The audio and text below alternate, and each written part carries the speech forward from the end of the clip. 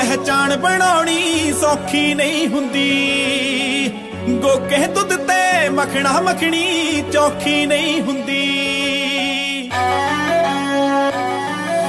ਹੋ ਭੀੜ ਵਿੱਚੋਂ ਪਹਿਚਾਣ ਬਣਾਉਣੀ ਸੌਖੀ ਨਹੀਂ ਹੁੰਦੀ। ਹੋ ਗੋਕੇ ਦੁੱਧ ਤੇ ਮੱਖਣਾ ਮੱਖਣੀ ਚੌਖੀ ਨਹੀਂ ਹੁੰਦੀ। ਹੋ ਚੋਟੀ ਨਾ ਟਕਰਾ ਕੇ ਬੱਦਲੀ ਵਰਦੀ ਹੁੰਦੀ ਆ। ਤੁਣਕਾ ਤੁਣਕਾ ਤੁਣਕਾ ਤੁਣਕਾ ਕਰਕੇ ਗੁੱਡੀ ਚੜਦੀ ਹੁੰਦੀ।